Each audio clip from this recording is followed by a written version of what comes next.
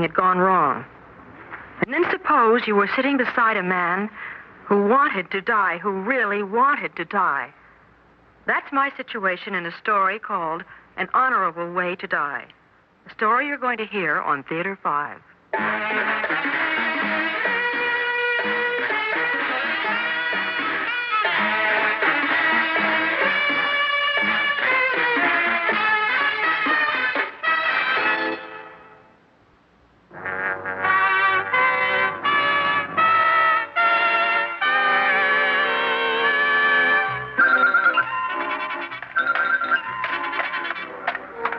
You came aboard in the nick of time, miss. We're just about to take off. I know.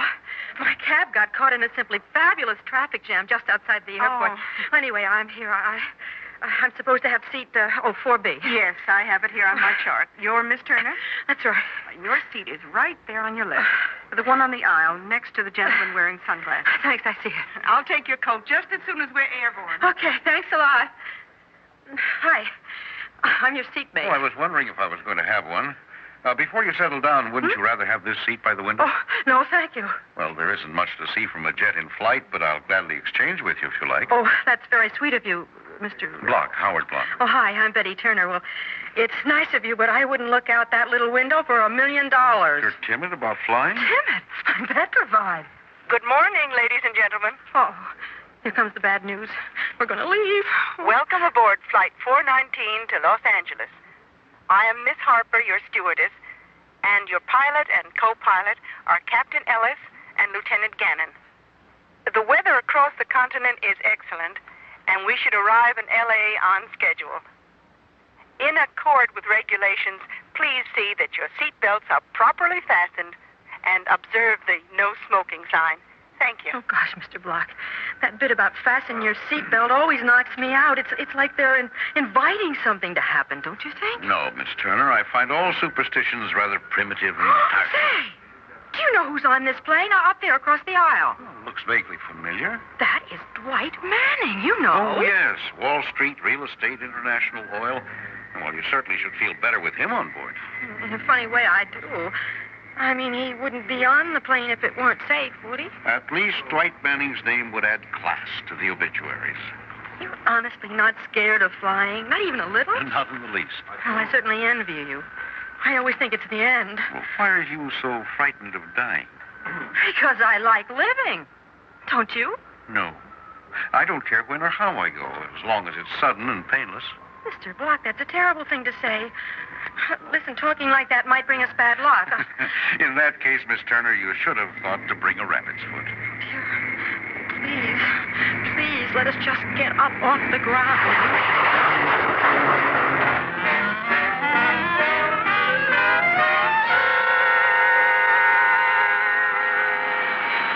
You may open your eyes now, Miss Turner. We survived the takeoff.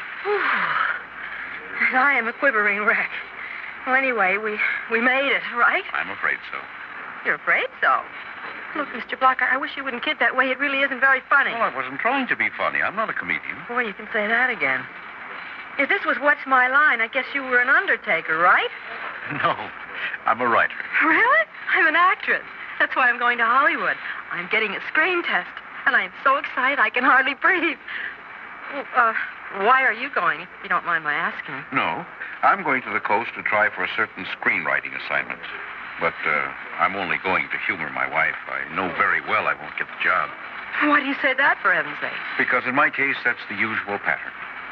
Either the picture will already have been canceled, or the producer will have hired his son-in-law. I don't understand you. I really don't. Honestly, Mr. Block, you are the most pessimistic person I've ever met. I don't doubt it. But now, if you'll excuse me, I'm going to try to get a little sleep. Well, pleasant dreams.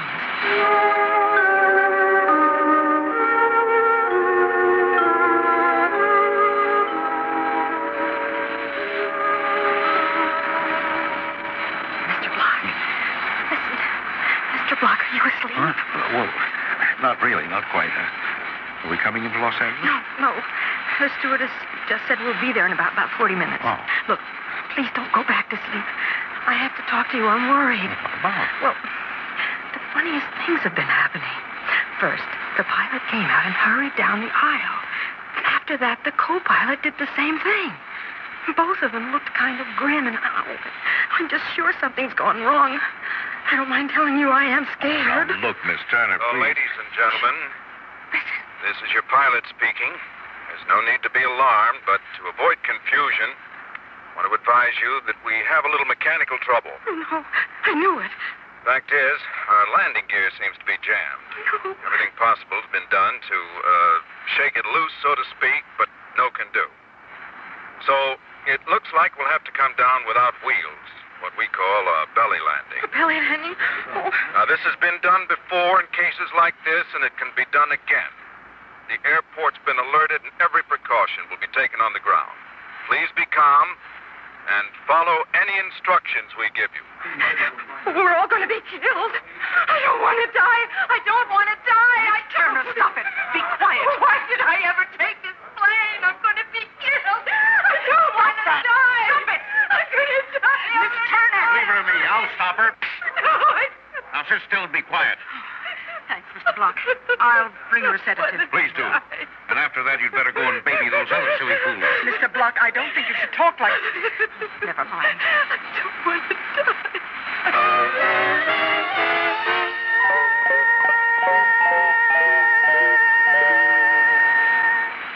Well, Miss Turner, how are you feeling now? Oh, I guess kind of dazed. What did you give me, anyway? Oh, just a small, harmless pill. Miss Harper, how soon do we arrive at the moment of truth? We land in 20 minutes, Mr. Block. Miss Turner, if you need me, just ring the bell. Okay. Mr. Block, I'm sorry about the way I fell apart. Do you really think we're going to crash? That's a fascinating question that won't be answered for 20 minutes. But if we do crash, we'll never know the answer. A typical irony, isn't it, to be cheated out of the denouement? I don't like the way you talk, Mr. Block. Or the way you look, either. Why are you smiling? I'm musing on the impending prospect of eternity. Oof. The awful things you say give me the creeps. You know, I really think you want to die. Am I right, Mr. Block?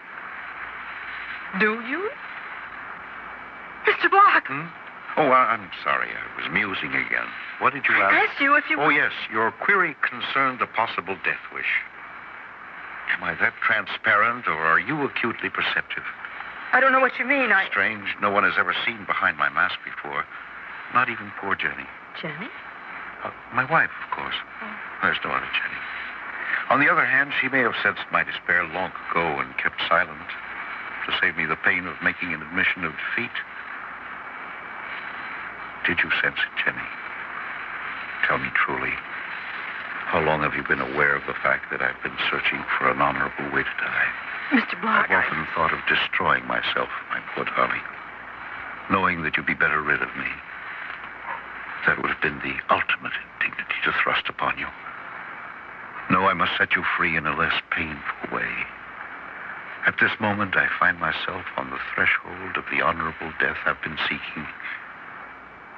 This, at last, might be your day of freedom. Mr. Black, what are you talking about? You were kind of far away. You said something about destroying yourself. Did you mean suicide? No. Well, that would be impossible. I could never do that to Jenny. I love her too well to bring disgrace upon her. But why do you want to die? Because I'm a complete and absolute failure. She'd be better off rid of me.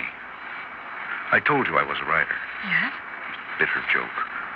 During the past 2 years, I haven't earned $1 at the typewriter. Every manuscript shows promise for a short time, then withers and dies. Editors who like my work one day change their minds and reject it the next. It's as if I were a Jonah. Jenny has stood by me faithfully. But with each of my failures, she is manifestly more heartsick, more weary and forlorn. Oh, Jenny, I keep promising you that tomorrow will bring a change in our fortunes. But you know I'm only lying to you, and to myself as well. Aware of my hopelessness and frustration, you bear stoic silence. Mr. Block, please. My feeling of guilt at having failed you, darling, is almost more than I can bear. And And the fact that you stand at my side without voicing a complaint only increases my terrible burden of guilt. Mr. Block, please stop it, please. Oh, well, my wife is still an attractive woman, Miss Turner. Quite beautiful, in fact. But she should have washed her hands of me long ago. Would you like to hear a strange confession? I don't know. I spent our last dollar for this useless flight to Hollywood. And now I'll tell you why I'm not upset about our present danger. Before I boarded this plane, I bought the limit in flight insurance, naming Jenny as my beneficiary. And so if I were to die, I would at last have done something worthwhile for my beloved wife. Can you appreciate the simple beauty of that solution? No. No, I can't. Like you said, you are a Jonah. This trouble with the airplane is all your fault. Mr. Black, you really want this plane to crash. He wants the plane to crash, everybody. Turner!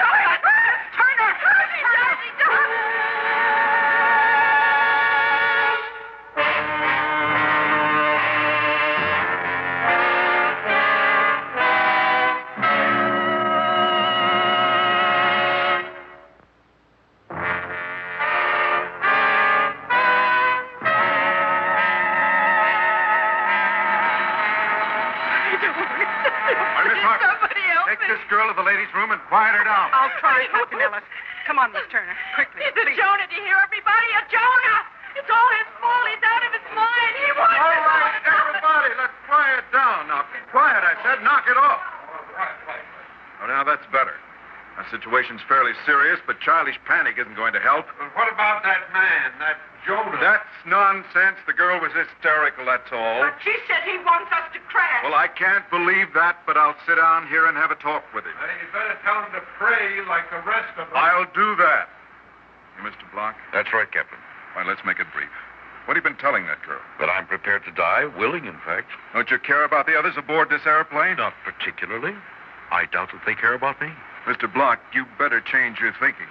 Everyone else is hoping, praying that we'll pull through. That's their privilege. But surely you can't believe that a change in my thinking can influence the outcome of this mechanical emergency. Either we'll land safely or we won't. And no amount of mental gymnastics can alter the result. As a practical man, Captain, you must know that I'm right. Well, I haven't got time to argue that point. You're a callous man, Mr. Block. I hope you live to regret your irresponsible statements. You already know what I hope. Goodbye, Captain. Sorry, I can't say good luck.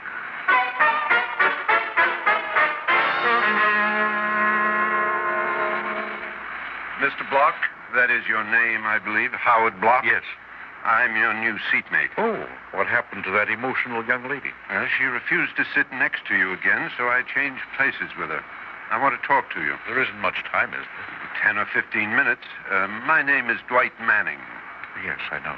I assume you've heard of me. Finance, yachtsman, art collector. You are that one, aren't you? Correct. Now, let's get to the point. That girl was babbling about your wanting this plane to crash. Any truth in that? Yes, she was right. In the classic expression, I have nothing to live for. But I have a great deal to live for, Mr. Block. Both for myself and others. Business, wife, children. In that order, I'm sure. Are you always so insufferably rude? Your prying into the mind of a stranger isn't exactly courteous. There's little time for fencing, Block. Regardless of your own feelings, don't you care about the rest of the passengers? Captain Ellis posed that same question. My answer was, not particularly. It still stands. Well, I suggest that you alter your cynical attitude. Our present danger is real enough without your tempting fate by mocking it. Well, now, there's an interesting revelation. The practical, monolithic Dwight Manning is humanly superstitious. Mr. Block, any man who denies holding certain beliefs of that nature is a liar. I also give credence to the laws of chance and probability. During the past decade, I've survived 2 airplane disasters. The odds on my surviving a third are not in my favor. True. But you spoke of my altering my cynical attitude. Now, do you actually believe that if I hold the right thought, the odds on your survival will be improved? Yes, I do. My whole career, my fortune is based on such beliefs. Now, why do you want to die, Mr. Block? For my wife's sake. She'd be better off rid of me. I beg your pardon. As I told my former seatmate, I'm heavily insured for this flight. If I were to win my bet with the insurance company, my wife would gain economic security, a chance to live, which I haven't been able to give her. You're willing to die for money? Let's say I'm unwilling to live without it. Then it's merely a lack of money that motivates your ghoulish attitude at this moment. It's a powerful motivation, call it what you will. Relieved of money problems, I'd be quite willing to share your wish to live. You're a wealthy man, Mr. Manning. Would you care to underwrite a sudden change in my ghoulish attitude? Block. How's that for an unrealistic business proposition? Now, it may not be as unrealistic as you think. What do you mean? That hysterical girl called you a Jonah. She may have been right. For the good of the majority, the biblical Jonah was cast into the sea, a course of action which, unfortunately, we cannot emulate. Now, Mr. Block, exactly how much money would it take to underwrite your proposed change of attitude? Well, I'll go along with the gag, as the comedians say. What about $25,000? Fair price. You've just made a deal. What? Here, what are you doing? I'm writing you a check. But are you serious? I'm a businessman, Mr. Block. To me, it's an investment. I want every chance to get out of this alive. I want everyone on this plane to hope and pray for safety. And when I want something, I buy it. Yes, but Here's your check. It's real. Yes? It's really real. $25,000. Jenny, we're free. What? Nothing. Now, for your part of the bargain. In the few minutes we have left, you must truly and fervently hope and pray that we come down safely. I will. You swear it? On the love of my wife. Dear God in heaven, I beg you to listen to your servant, Howard Block, who stands commissioned. Captain Ellis speaking. As you can see, we're coming in for a landing. From the cockpit, we can see that every possible safety precaution is being taken on the strip ahead. Pray with me during... Remember that I'm in this airplane, Pray with too, me and that I I want to return get there safely just to your as side. much as you do. You may share our lives. We've all sweated this out together, and with good luck, we'll make it. Okay, now, keep your belts tight. We're coming in.